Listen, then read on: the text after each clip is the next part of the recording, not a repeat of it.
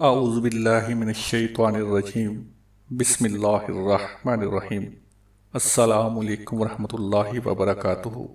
آپ دیکھ رہے ہیں صوفی ٹی وی۔ ولی اللہ ناظرین، سید ابو العلی مودودی رحمۃ اللہ علیہ سے ایک دفعہ کسی نے پوچھا کہ آپ نے کبھی کسی ولی اللہ کو دیکھا ہے؟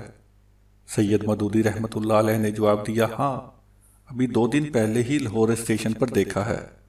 ہماری گاڑی جیسے ہی رکی تو کلیوں نے دعویٰ بول دیا اور ہر کسی کا سامان اٹھانے اور اٹھا کر بھاگنے لگے، لیکن میں نے ایک کلی کو دیکھا کہ وہ اطمینان سے نماز میں مشغول ہے۔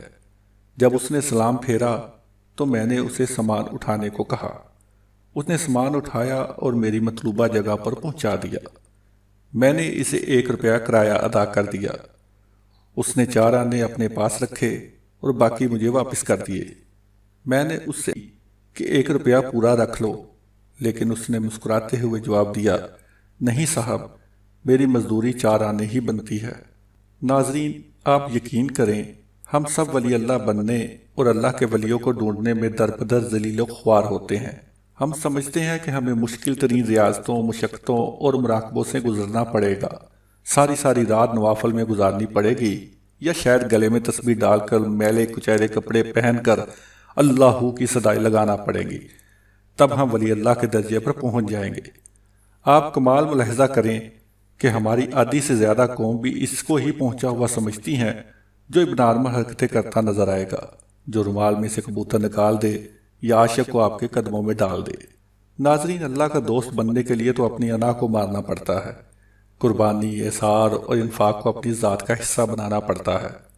اشفاق صاحب کہتے ہیں کہ ایک دفعہ میں نے اپنے ابا جی سے پوچھا کہ عشق مجازی اور عشق حقیقی میں کیا فرق ہے؟ انہوں نے کچھ دیر سوچا اور کہنے لگے، بیٹا، کسی ایک کے آگے اپنی انا کو مارنا عشق مجازی ہے، اور ساری دنیا کے سامنے اپنی انا کو مار لینا عشق حقیقی ہے۔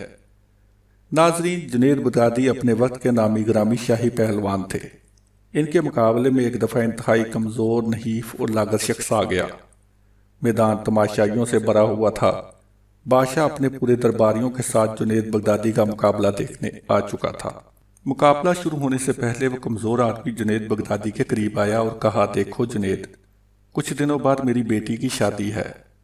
میں بے انتہا غریب اور مجبور ہوں۔ اگر تم ہار گئے تو بادشاہ مجھے انعام و اکرام سے نوازے گا، لیکن اگر میں ہار گیا تو اپنی بیٹی کی شادی کا بندوبست کرنا میرے لیے مشکل ہو جائے گا۔ مقابلہ ہوا اور جنید بغدادی ہار گئے۔ بادشاہ کو اپنی آنکھوں پر یقین نہ آیا۔ 12 مقابلہ کروایا اور تینوں دفعہ ہار جنید بغدادی کے حصے میں آئی۔ بادشاہ نے سخت غصے میں حکم دیا، جنید کو میدان سے باہر جانے والے دروازے پر بٹھا دیا گیا اور تمام تماشائیوں کو حکم دیا گیا کہ جو جائے گا جنید پر تھوکتا ہوا جائے گا۔ جنید بغدادی کی انا خاک میں مل گئی، لیکن ان کی ولایت کا فیصلہ قیامت تک کے لیے آسمانوں پر سنا دیا گیا۔ ناظرین، ولی اللہ تو وہ ہوتا ہے جو لوگوں کی زندگیوں میں آسانیاں پیدا کرے، جو کسی کو جینے کی امنگ دے دے، چہرے پر خوشیاں بخیر دے۔ جب کبھی بحث کا موقع آئے تو اپنی دلیل اور حجت روک کر سامنے والے کے دل کو ٹوٹنے سے بچا لے۔ اس سے بڑا ابدال بھلا کون ہوگا؟ رسول خدا صلی اللہ علیہ وسلم نے حضرت معاذ بن جبل رضی اللہ تعالیٰ عنہ سے فرمایا، معاذ، تمہیں وہ عمل نہ بتاؤں جو بغیر حساب کتاب کے تمہیں جنت میں داخل کروا دے؟ معاذ نے عرض کی، ضرور یا رسول اللہ صلی اللہ علیہ وآلہ وسلم۔ آپ نے فرمایا، معاذ، مشقت کا کام ہے، کرو گے؟ ضرور کروں گا یا رسول اللہ صلی اللہ علیہ وسلم، معاذ نے جواب دیا۔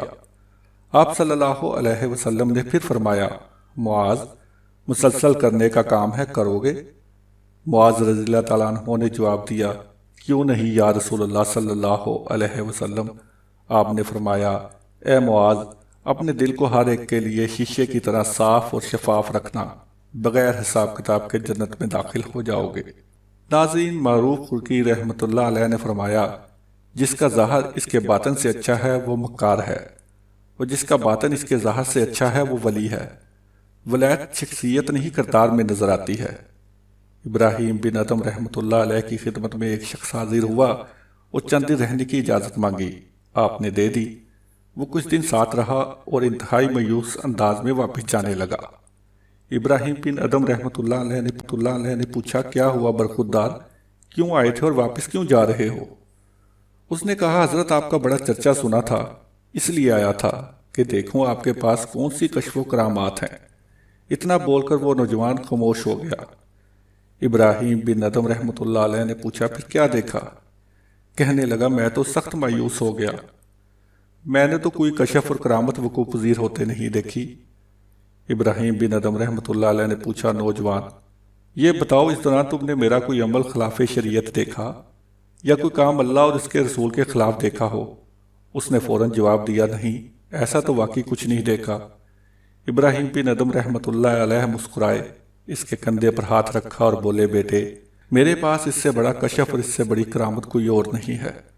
جو شخص فرائض کی پابندی کرتا ہو، کبائر سے اجتناب کرتا ہو، لوگوں کی زندگیوں میں آسانیاں پیدا کرتا ہو، آپ مان لے کہ اس سے بڑا ولی کوئی نہیں ہو سکتا۔ اللہ کی ولی کی سب سے بڑی نشانی یہ ہے کہ وہ صاحب حال ہوتا ہے، نہ ماضی پر افسوس کرتا ہے اور نہ مستقبل سے خوف زدہ ہوتا ہے، اپنے حال پر خوش اور شکر گزار رہتا ہے۔ جو اپنے سارے غموں کو ایک غم یعنی آخرت کا غم بنا کر دنیا کے غموں سے آزاد ہو جائے، وہی وقت کا ولی ہے۔ ایک صحابی رضی اللہ تعالیٰ عنہ نے پوچھا، یا رسول اللہ صلی اللہ علیہ وسلم، ایمان کیا ہے؟ آپ نے فرمایا، صبر کرنا اور معاف کرنا۔ آپ یقین کریں، تہجد پڑھنا، روزے رکھنا آسان ہے، لیکن کسی کو معاف کرنا مشکل ہے۔ رسول اللہ صلی اللہ علیہ وسلم نے فرمایا، اسلام کا حسن یہ ہے کہ بھوکوں کو کھانا کھلاؤ اور ہمیشہ اچھی بات زبان سے نکالو۔ جو صبر کرنا سیکھ لے، بھوکوں کو کھانا کھلائے، ہمیشہ اچھی بات اپنی زبان سے نکالے اور لوگوں کے لیے اپنے دل کو صاف کر لے، اس سے بڑا ولی بلا اور کون ہو سکتا ہے؟ یاد رکھیں، جو لوگوں سے شکوہ، جس کی زندگی میں اطمینان ہے وہی ولی ہے۔ جس کے دل کی دنیا میں آج جنت ہے وہی وہاں جنتی ہے، اور جس کا دل ہر وقت شکوے، شکایتوں، حسد، کینہ، بغض، لالچ اور ناشکری کی آگ سے سلگتا رہتا ہے، وہاں بھی اس کا ٹھکانہ یہی ہے۔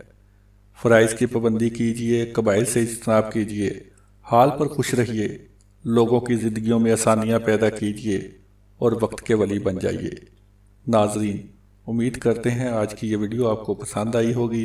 مزید اس طرح کی ویڈیوز دیکھنے کے لیے ہمارے چینل صوفی ٹی وی کو سبسکرائب کیجئے، ہماری ویڈیوز کو لائک کیجئے، شیئر کیجئے اور نیچے کمنٹس باکس میں اپنی آراء سے ہمیں آگاہ کیجئے۔ نئی ویڈیو کے آنے تک کے لیے اللہ نگہباں۔